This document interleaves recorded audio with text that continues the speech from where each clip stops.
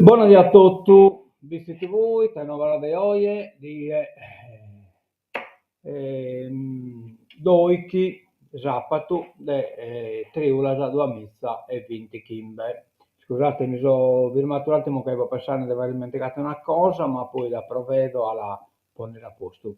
Va bene, andiamo da innanzi, vediamo come si presenta Sadie, oggi è pure che lo bello biaitino, libero, ecco le goi, fotografiare la meta limpia forse è obiettivo non più, un po' più perfettamente pulito, però Zucchello si presenta da bello e limpio, su quale questa bella idea che ha sempre. Bene, vediamo di tornare su Saravallo de Oie, dia del sabato, 32 gradi, la temperatura massima, che 9 la minima, che lo ispalazzato viene da Salduasa e poi si presenta Carchi Nughedda da Salduasa in poi. Vediamo Crasa, Crasa non presenta Carchi Gutio da 17 a 18 e poi spalazzato, messo con la tenda ma spalazzato prodotto sul resto del salire. 30 gradi, la temperatura massima 20 gradi, la minima. Vediamo gli eventi di ieri, è stata in Piazza della Pitalisi la presentazione dei sei panorami dell'Argentina, presentata con compagnia teatrale Accademia Artes, Buonas Artes Nugoresa, veramente bravo, sono attori, scribini che hanno accompagnato l'attore principale che tra l'altro io studio una ex alunna mia di Cagnipo. Il suo tecnico commente professore. Poi a Saine è stato un intervento sul Vistichesa, della Vistichesa che sono in Argentina, tutto canto salutati, no?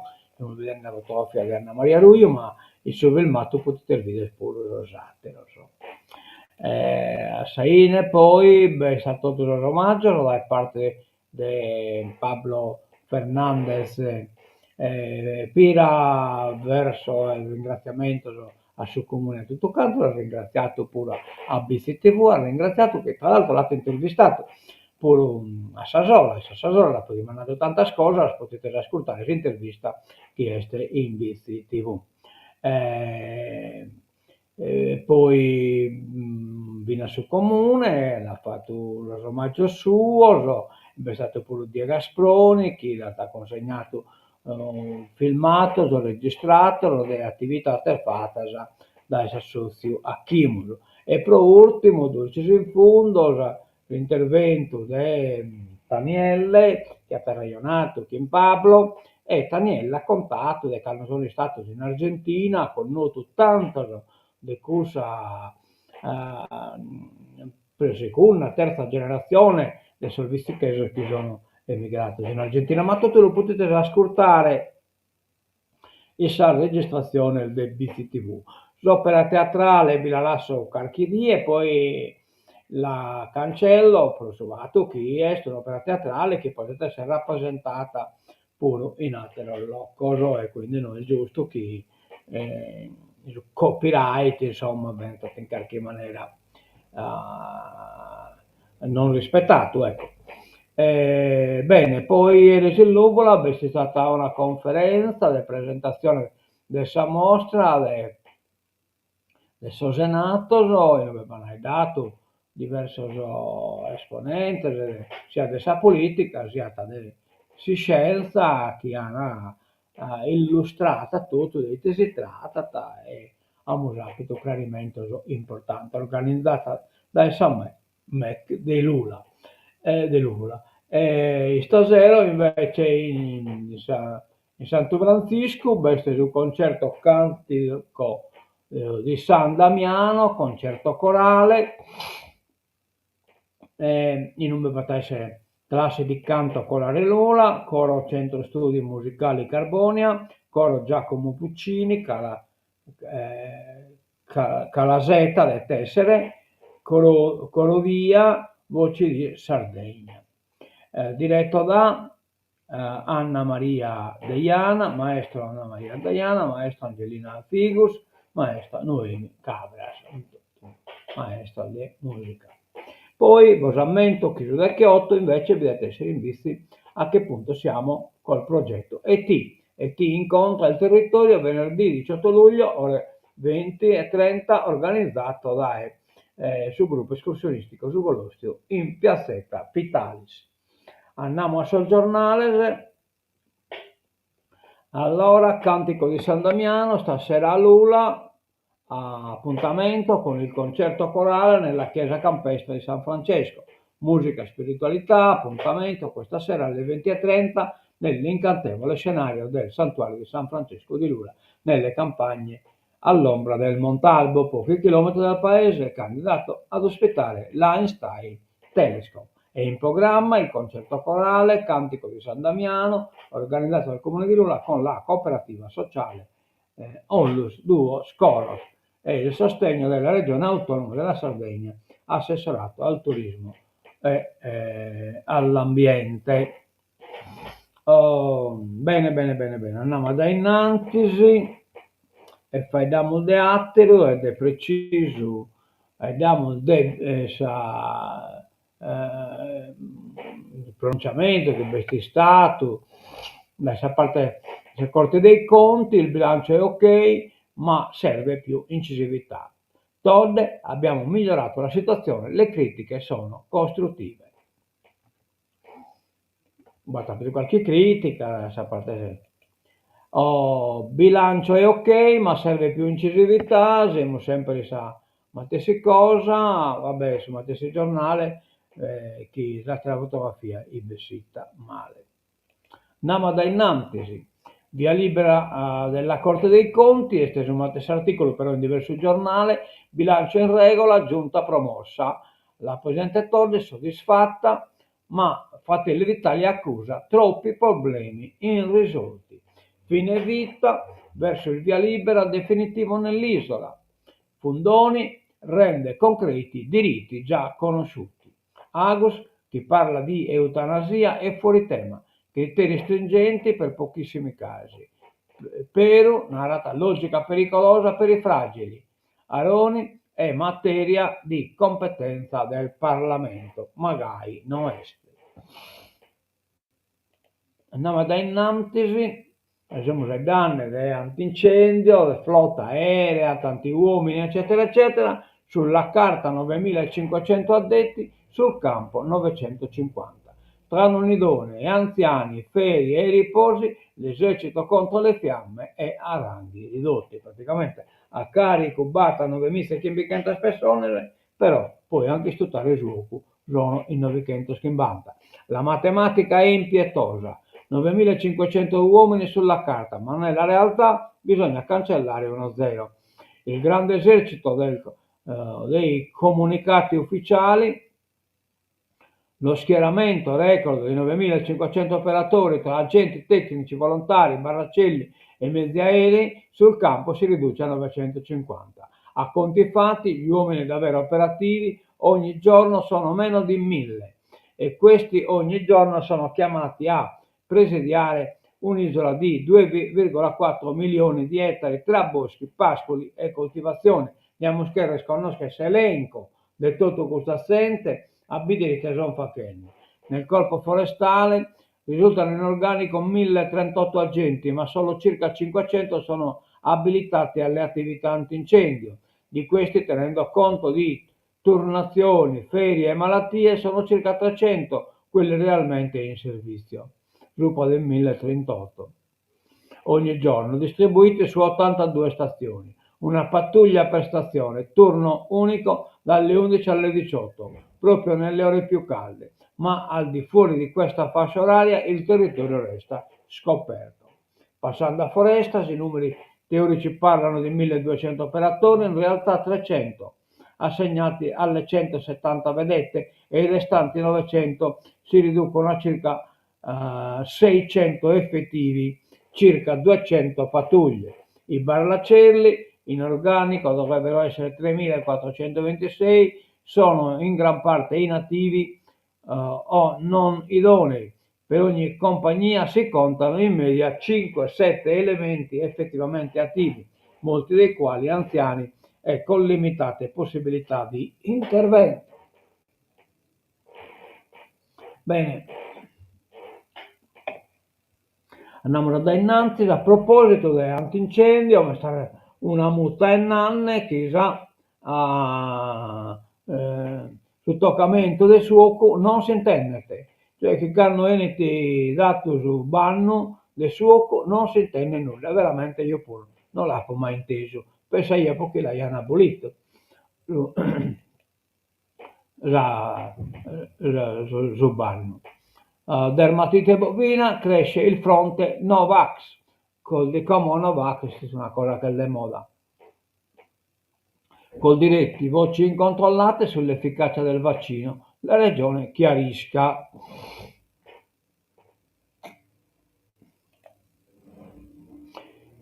In 5 anni 700.000 lavoratori in meno, siamo dai danni, è un allarme generale, sono naturalmente riferito a tutto lo Stato. Il report dell'ufficio parlamentare di bilancio previsto un calo della produttività. Il calo demografico rischia di mettere in difficoltà imprese e conti pubblici. UE, cioè Unione Europea, tasse su sigarette e rifiuti elettronici. Crescita stellare delle accise sulle bionde, nuove accise sulle sigarette elettroniche e sui rifiuti elettronici, fondi europei per la fissione nucleare e una piattaforma pubblica per monitorare in tempo reale l'uso delle risorse europee. Sono alcune delle novità in discussione nel quadro della proposta sul nuovo bilancio UE 2028-2035.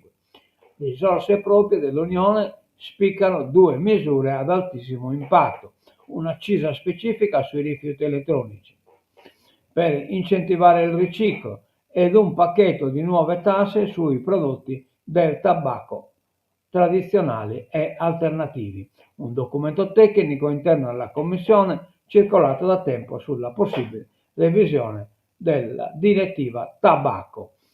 Ha già ipotizzato aumenti considerevoli del 139%. Oh yeah, tempo del pipatore. Andiamo da innanzi, sempre in politica internazionale, Trump tiene l'Europa sospesa, ancora nessun accordo sui dazi. Agricoltura, ricerca, trasporti, 200 intese sull'Ucraina, questo è successo questa conferenza sulla ricostruzione dell'Ucraina, ma tapito per un incontro tra imprese e Stato e quindi in qualche maniera batapito impegno di carattere economico e produttivo, insomma. La Casa Bianca cambia idea sugli aiuti. Lunedì l'annuncio sulle forniture militari a Kiev. Washington, armi all'Ucraina e sanzioni alla Russia. Donald Trump sembra pronto ad una svolta contro Vladimir Putin, dopo aver tentato inutilmente per quasi 6 mesi di convincerlo a trattare la pace con Kiev. L'attenzione è puntata su lunedì, giorno in cui il presidente americano ha promesso di fare un importante annuncio sulla Russia, dopo essersi sentito deluso dallo zar. Vedrete cosa succederà, ha detto con tono minaccioso ai reporter che gli chiedevano dei droni russi su un ospedale di Kharkiv. Ormai non batte pur regresso, che tutti i sponsor che batte in Italia e in Sardegna pure. L'inchiesta, morirono 270 persone, le indagini delle autorità narrano l'incidente di Air India, spenti i motori del Boeing. Cioè, basamentate, le cose che interrotto che tornano in Inghilterra praticamente, e pare che qualcuno del suo pilota accappa morto l'alimentazione sul motore. L'inchiesta all'incidente sull'Air India, che il mese scorso ha causato 260 morti, si sta concentrando sulle azioni dei piloti del jet e, secondo fonti vicine alle prime valutazioni dei funzionari statunitensi, finora non si evidenzia alcun problema con il Boeing 787. Lo riporta il Vasi, affermando che i risultati preliminari indicano che gli interruttori che controllano il flusso di carburante ai due motori del jet sono stati spenti. Non è chiaro se intenzionalmente o accidentalmente. I piloti utilizzano gli interruttori per avviare i motori del jet, spegnerli o ripristinarli in determinate situazioni di emergenza. E insomma, cana molto sul motore, e quindi che sono dovuto che ad oggi Turchia la svolta, addio alle armi per le milizie kurde. In Istanbul le armi utilizzate da oltre 40 anni per combattere contro l'esercito di Ankara sono state bruciate, accatastate in mezzo ad una valle tra le montagne del Kurdistan iracheno nei pressi di Saluimia. Il PKK ha abbandonato la lotta armata dichiarata contro lo Stato turco nei primi anni 80, al fine di garantire il successo pratico del processo per la pace e una società democratica e di condurre la nostra lotta con metodi politici, legali e democratici. Distruggiamo volontariamente le nostre armi con gesto di buona volontà e determinazione, hanno affermato le 15 guerrigliere donne e i 15 militari che in divisa hanno riposto fucili e mitragliatori in una grande cesta per poi accendere un rogo simbolico dopo che il Partito dei Lavoratori del Kurdistan aveva annunciato lo scioglimento nei mesi scorsi per bocca del leader Abdullah Öcalan, imprigionato dal 1999 e condannato all'ergastolo. Le immagini dell'evento sono epocali. Bene, tocchiamo sull'ultima pagina. Trump al prossimo lunedì farà un grande annuncio sulla Russia. Confermata la fornitura di Patriot, all'orizzonte nuove sanzioni. Bene, che in questo terminiamo, siete 9 ore oggi e non scorgiate se possibile a dare la diretta del evento che veste in Santo Francisco. Poniamo la sigla tancatura, salutiamo a tutti, dimono che batta, ci riaccodui, dal via da poco fa. Il bandettore dell'antincendio ha detto chiaramente che il fuoco era nella zona di Monte Corvo e quindi che era una schizeste inteso, però evidentemente resta intendendo poco. Bene,